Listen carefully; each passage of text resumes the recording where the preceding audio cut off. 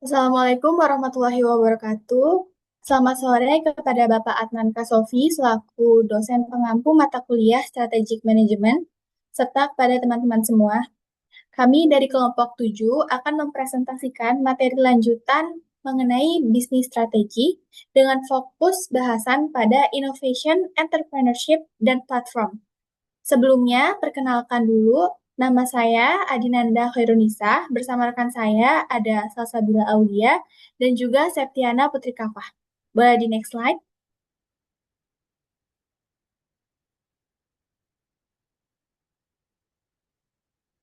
Nah, di sini ada list konten yang akan kita bahas selama beberapa waktu ke depan.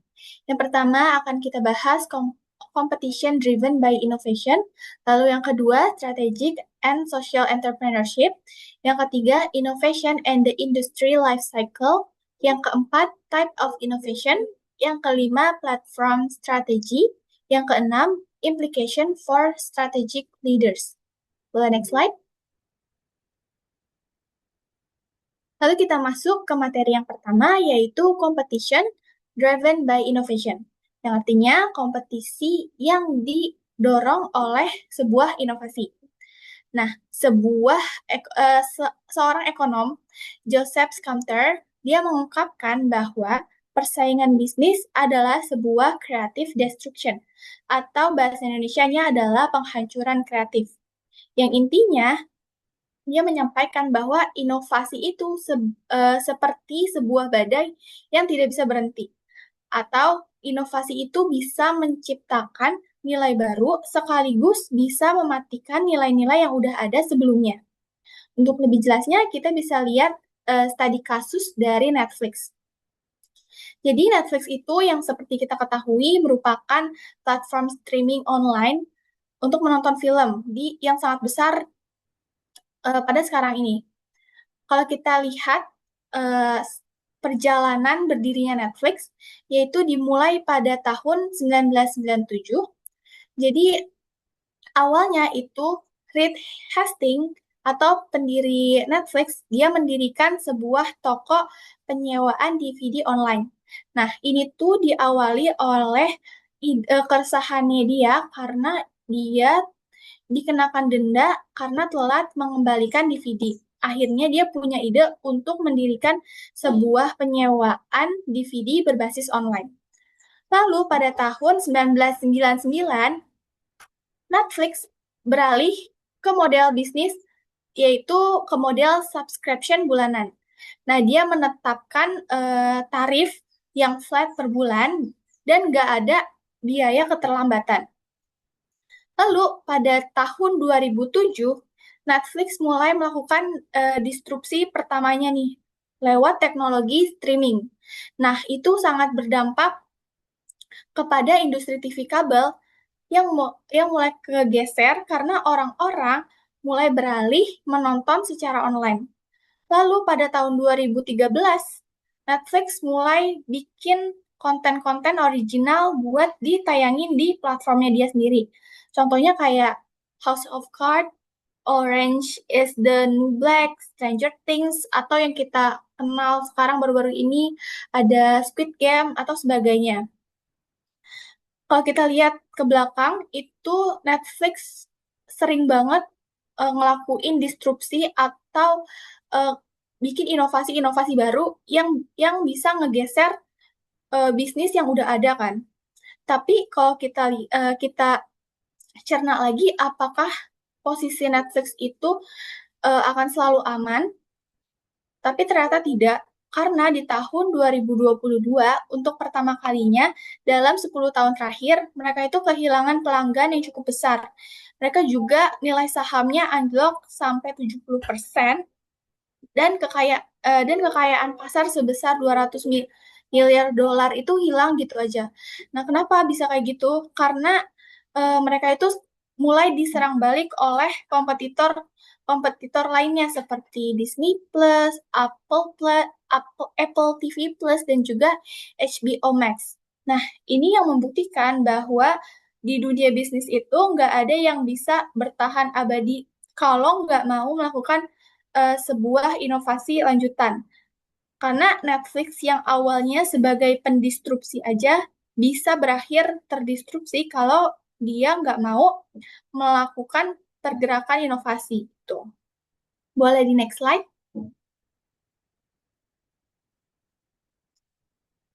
Tadi kan kita udah bahas kalau inovasi itu ternyata bisa menggerakkan sebuah kompetisi bisnis.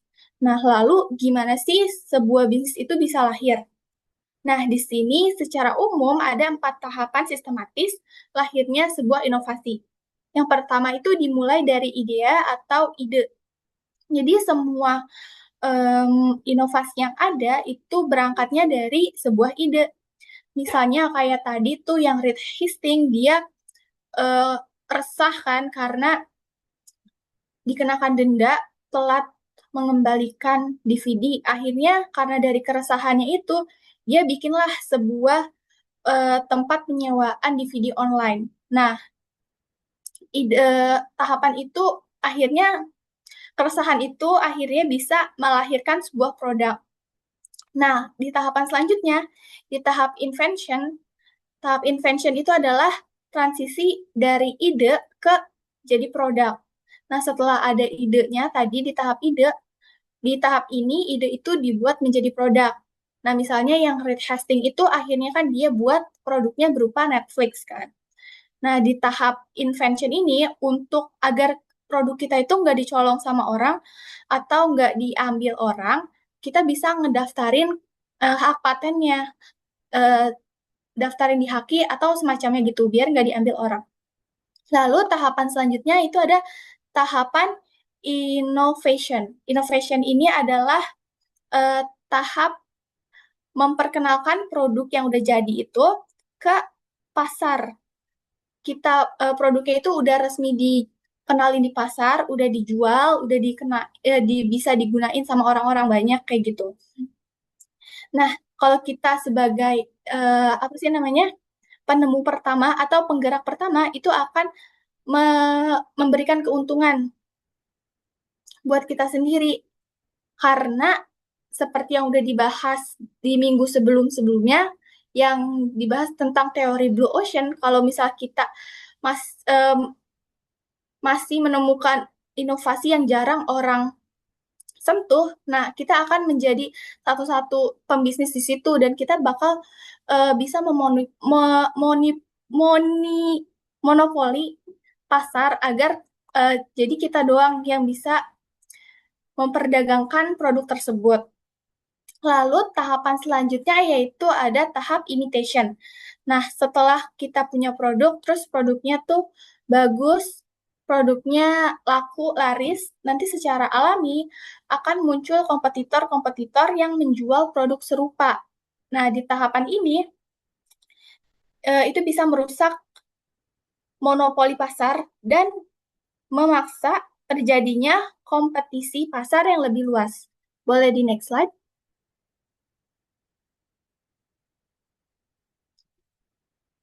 Nah, selanjutnya kalau kita lihat di skala yang lebih besar, dunia itu udah melewati 4 tahapan revolusi industri.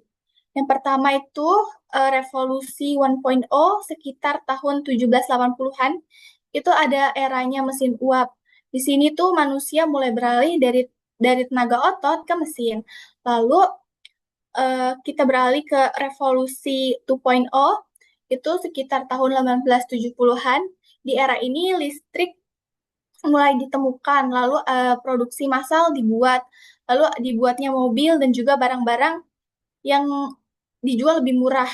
Lalu pada revolusi industri ketiga, ini itu eranya dibuat komputer dan juga internet. Nah, di era ini muncul uh, cikal bakal munculnya dunia digital yang sekarang itu kita kenal. Lalu yang terakhir itu revolusi 4.0 dimulainya sekitar tahun 2020-an. Di era ini mulai dikenalkan AI atau artificial intelligence dan juga robotik. Dan sekarang di era ini semuanya serba otomatis, terhubung dengan internet IoT dan juga mesin itu udah bisa belajar sendiri. Boleh di next slide? Lalu kita masuk ke materi yang kedua, yaitu Strategic and Social Entrepreneurship. Jadi apa sih bedanya Strategic Entrepreneurship dengan Social Entrepreneurship? Nah, kalau Strategic Entrepreneurship ini adalah cara perusahaan menggunakan inovasi untuk menciptakan keunggulan kompetitif. Jadi mereka itu nggak cuma cari untung jangka panjang, tapi juga mikirin gimana caranya tetap unggul di masa depan. Nah, strategic entrepreneurship ini lebih mengutamakan profit driven atau keuntungan, mengutamakan keuntungan. Sedangkan kalau social entrepreneurship itu adalah penggunaan prinsip kewirausahaan untuk tujuan sosial. Social entrepreneurship menggunakan pendekatan bottom line atau yang ditekanin pada hasil atau dampaknya untuk mengevaluasi kinerja perusahaan. Jadi nggak dilihat dari sisi keuangannya aja, tapi juga dilihat dari dampak ekologi dan juga sosialnya. Nah, namun eh, keduanya itu membutuhkan visi yang jelas, inovasi, dan juga eksekusi strategi yang baik. Boleh dilanjut?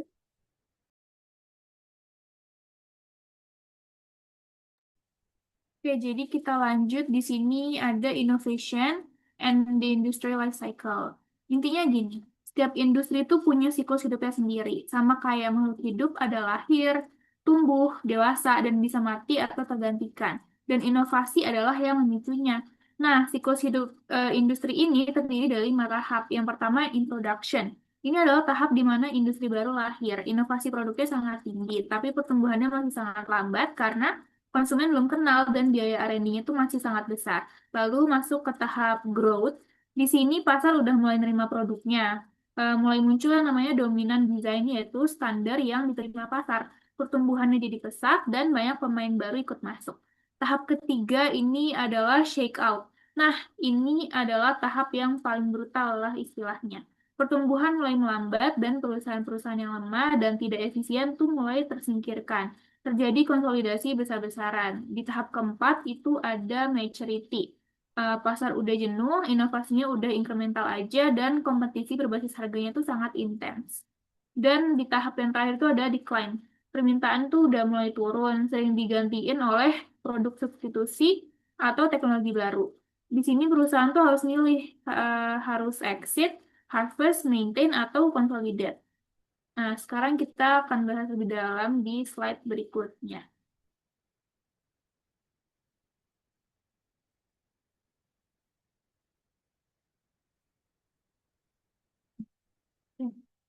Di tahap introduction, core kompetensi yang dibutuhkan adalah R&D dan marketing. Kenapa? Karena fokusnya adalah menciptakan produk baru dan memperkenalkannya ke pasar. Inovasi produknya maksimum dan strategi bisnisnya adalah diferensiasi. Buat produk seunik mungkin supaya konsumen tertarik. Masuk ke tahap growth, core kompetensinya bertambah. Sekarang ada manufacturing juga selain R&D dan marketing. Tipe inovasinya juga mulai bergeser. Produk innovation mulai turun, tapi proses innovation mulai naik. Kenapa? Karena sekarang fokusnya adalah bagaimana produksi lebih efisien supaya bisa penuhi permintaan yang tumbuh pesat. Strategi bisnisnya tuh masih diferensiasi. Nah, di tahap shakeout, R&D udah nggak sepenting dulu. Core kompetensinya sekarang adalah manufacturing dan process engineering. Inovasi prosesnya tinggi, siapa yang bisa produksi paling efisien, dialah yang bisa bertahan. Strateginya blue ocean atau cost leadership yang kuat. Kemudian maturity. Inovasi produknya udah rendah, inovasi proses udah maksimum, semuanya udah terstandarisasi. Kompetisinya murni berbasis harga, strategi cost leadership. Strateginya cost leadership. Dan di tahap decline, produk innovation dan proses innovation praktis itu udah berhenti, nggak ada lagi investasi baru yang signifikan. Strategi bisnisnya adalah pilih salah satu dari empat, yaitu tadi exit, harvest, maintain, atau consolidate, tergantung kondisi masing-masing dari suatu perusahaan. Jadi intinya, kompetensi yang kita andalkan hari ini tuh mungkin udah nggak relevan lagi di tahap berikutnya. Perusahaan yang gagal beradaptasi dengan perubahan inilah yang akhirnya tersingkir. Oke. Sekarang kita masuk ke crossing the chasm. Nah, yang pertama ini ada teknologi enthusiast. Ini adalah orang-orang yang paling awal adopsi teknologi baru. Mereka tuh paham teknis, pengen coba duluan, walaupun mereka tahu produknya tuh belum sempurna. Nah, yang kedua tuh ada early adopters. Mereka visioner, mereka lihat potensi pasar teknologi baru. Mereka mau bayar premium dan terima kekurangan produk demi dapat keunggulan kompetitif di lebih awal. Nah, di antara early adopters dan early majority ini ada yang namanya the chasm. Ini adalah jurang besar yang menjadi titik kematian banyak startup. Kenapa ini jurang? Karena early adopters pengen revolusi, sesuatu yang benar-benar baru, tapi early majority butuhnya evolusi, yaitu sesuatu yang udah terbukti dan juga aman. Nah, selanjutnya itu early majority. Mereka pragmatis, nggak mau jadi kelinci percobaan, butuh referensi dan solusi yang lengkap. Kemudian ada late majority. Lebih skeptis lagi nih mereka, adopsi karena tekanan pasar, bukan karena tertarik. Dan yang terakhir ada laggard. Adopsinya paling terlambat, seringkali terpaksa. Nah, inilah mengapa banyak perusahaan yang sukses di kalangan teknologi entusias dan early adopters, tapi gagal ketika mencoba masuk ke mainstream market karena mereka tuh nggak bisa ngelewatin chasm atau jurang itu. Selanjutnya kita masuk ke studi kasus. Nah, studi kasus ini ada di industri smartphone. Kasus yang pertama itu ada Motorola Iridium yang gagal. Ini adalah satelit phone yang yang diluncurkan pada tahun 1991. Teknologi entusias dan early adopters memang tertarik, tapi early majority nggak mau karena teleponnya nggak bisa dipakai dalam gedung, harganya $3.000, dan biaya teleponnya tuh 3 sampai 14 dolar per menit.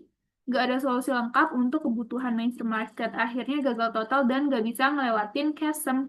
Nah, di kasus yang kedua ini ada BlackBerry yang berhasil crossing tapi kemudian gagal. BlackBerry awalnya berhasil karena ia berhasil memenangkan corporate IT managers yang merupakan early majority di segmen korporat. Tapi ketika iPhone datang dan menarik majority dengan layar sentuh dan App Store, BlackBerry tuh terlalu fokus ke pelanggan-pelanggan mereka yang lama. Mereka nggak bisa beradaptasi untuk menarik segmen konsumen yang lebih luas. Nah, pada akhirnya BlackBerry pun punah juga. Di kasus yang ketiga, ini ada iPhone yang berhasil total. iPhone berhasil melewati chasm karena punya 4 hal sekaligus. Yang pertama, App Store yang membentuk ekosistem lengkap. Yang kedua, ada partnership eksklusif dengan AT&T. Ketiga, desain yang jauh lebih superior dari kompetitor. Dan keempat, viral marketing yang sangat masif. Kombinasi keempat hal inilah yang membuat iPhone berhasil menarik semua segmen, dari early majority sampai laggards. Jadi jadi kesimpulannya berhasil di early adopters tuh nggak jamin berhasil di mainstream market. Butuh strategi yang berbeda untuk melewati chasm dan memenangkan segmen yang lebih besar. Selanjutnya akan dilanjutkan oleh rekan saya. Oke, saya akan melanjutkan pembahasan mengenai tipe-tipe inovasi, strategi platform, hingga apa implementasinya bagi kita sebagai pemimpin yang strategis. Nah, pertama kita tuh perlu tahu, memahami bahwa tidak semua tuh inovasi itu sama. Nah, kita bisa mengkategorikannya menggunakan market dan teknologi framework yang melihat dari sisi kebaruan teknologi dan target pasarnya. Yang pertama ada incremental innovation yang dimana ini tuh yang paling umum, di mana tuh perusahaan tuh meningkatkan produk yang sudah ada untuk pasar yang sudah ada seperti evolusi fitur pada setiap generasi iPhone. Lalu yang kedua ada radical innovation yang dimana ini tuh adalah gebrakan besar yang menggunakan teknologi baru untuk menciptakan pasar yang benar-benar baru. Contohnya tuh penemuan mesin uap atau teknologi gen terapi saat ini. Lalu yang ketiga ada architectural innovation yang dimana itu adalah komponen yang sudah ada rekonfigurasikan ulang untuk menyerang pasar baru seperti cara laptop diciptakan dari komponen PC disk scroll. Lalu yang keempat, ada disruptive innovation yang dimana ini tuh yang paling berbahaya bagi para pemain lama. Inovasi ini tuh masuk dari segmen bawah dengan solusi lebih murah, lalu perlahan naik tuh menguasai pasar. Seperti Netflix yang awalnya tuh hanya layanan kirim DVD, namun akhirnya menghancurkan raksasa seperti Blockbuster. Next.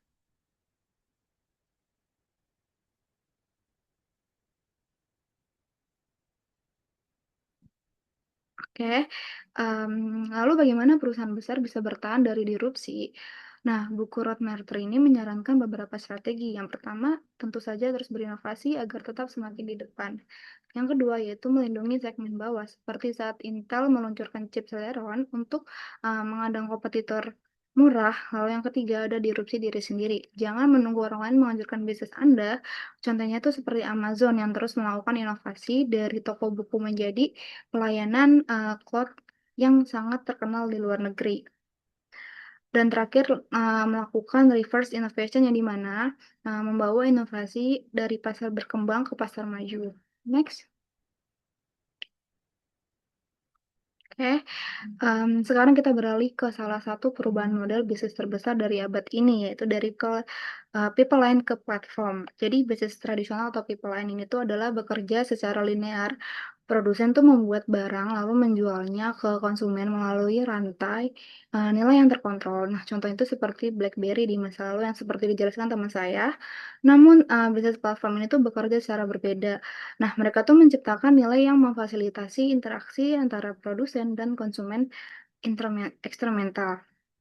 Nah, Uber itu tuh tidak punya mobil sendiri, Airbnb itu tidak punya hotel sendiri, dan Alibaba tuh tidak punya stok barang sendiri. Nah, mereka tuh hanya menyediakan infrastruktur dan aturannya saja. Nah, kekuatan utama dari platform adalah network effect yang dimana semakin banyak pengguna, semakin bernilai platform tersebut.